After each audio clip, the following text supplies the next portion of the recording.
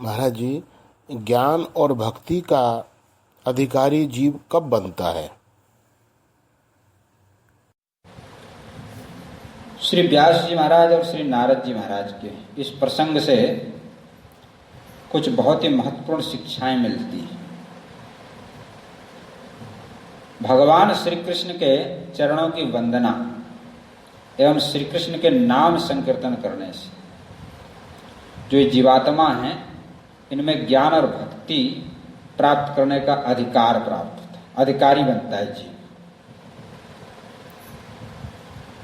श्री कृष्ण चरण की वंदना करने से और श्री कृष्ण के नाम संकीर्तन, उनकी लीला कथा गुणगान कहने सुनने से ज्ञान और भक्ति का अधिकारी जीव बनता है।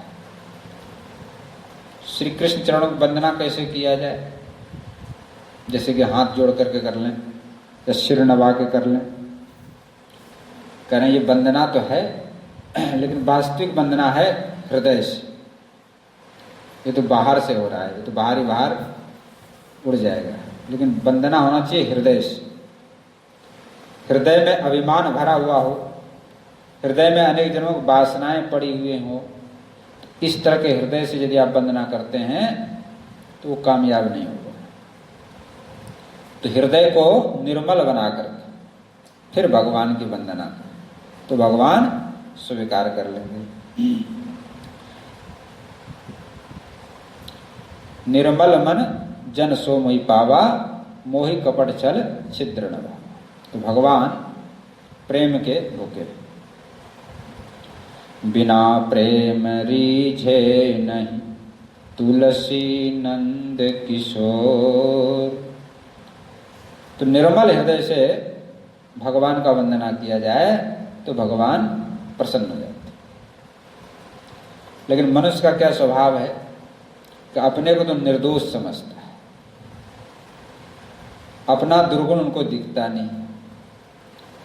अपने दुर्गुण भी अच्छा गुण दिखता है, सद्गुण ही दिखता है, और दूसरे की छोटी सी भूल भी जल्दी दिखती है, और अपनी बड़ी भूल भी नहीं दिखती। अपने दोष को दोष मानने के लिए तैयार नहीं, अपने दोष को भी गुण समझता है। तो जिसको किए हुए पाप के लिए पश्चाताप हुआ है, जिसको अपने दोष का भान हुआ है, वही हृदय नमता है, झुकता है। लेकिन जो अपने दोष को भी गुण मानता है तो अहंकार में भरा रहता है, वो दूसरे किसी को सुनता नहीं, सामने वाले, तो उसको पश्चाताप नहीं होता है। तो पाप के लिए मनुष्य को पश्चाताप नहीं होता है। लेकिन जिन लोगों के मन में खटकता है कि ये पाप हुआ, ठीक नहीं है, वो मन को समझाते हैं। तो सभी लोग पाप करते हैं, दूसरे लोग तो पाप बहुत करते हैं, तो उनसे मैं अच्छा हूं, मतलब मन को समझा देता है। कहते हैं अरे पाप हो रहा है, तो मन क्या कहता है, अरे सब लोग तो पाप ही कर रहे हैं, झूठ बोल रहे हैं, तुमसे तो बड़े बड़े पापी हैं, बड़े बड़े झूठ बोलने वाले, तुम तो थोड़ा ही करते। ऐसा मन को समझा करके उन्हीं कामों में लगे रहते हैं। जैसे आजकल कहते हैं कि बिना झूठ बोले काम ही नहीं होगा, परिवार कैसे चलेगा, तो और उसको मतलब प्रोत्साहित करते हैं पाप को। तो पाप को कभी साधारण नहीं समझना चाहिए। साधारण सा पाप भी मन को बिगाड़ देता है, और पाप जो भक्ति में विघ्न डालता है। पुण्य कहने से पुण्य का नाश होता है, और पाप को कहने से पाप का नाश होता है। पुण्य का स्मरण रखने से अभिमान बढ़ता है, और पाप का स्मरण रखने से अभिमान मरता है। पाप के लिए पश्चाताप हो और भगवान के सामने रोए, भगवान के चरणों की वंदना करे, तो भगवान दया करते हैं। भगवान बड़े दयालु हैं। जिसके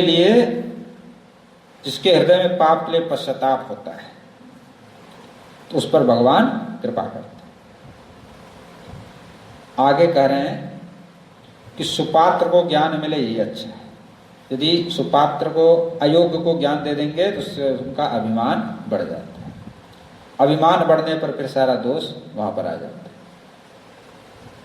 सभी दोषों का बाप है अभिमान। अभिमान के बिना पाप नहीं होता है। और जो धन है, धन का जो दुरुपयोग करता है, धन उसको मारता है। पैसा विष भी है और अमृत भी है।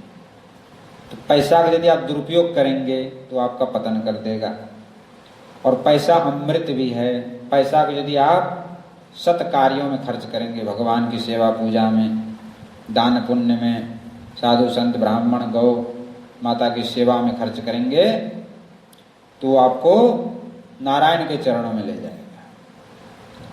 पैसे का सदुपयोग हो तो नारायण के समीप जाएंगे। यानी पैसा क्या है? लक्ष्मी जी। जब लक्ष्मी जी का आप सदुपयोग करेंगे तो लक्ष्मी जी कृपा करेंगे और नारायण की गोद में बैठा देंगे, और दुरुपयोग करेंगे पैसे का तो लक्ष्मी जी सर्वनाश कर देंगे।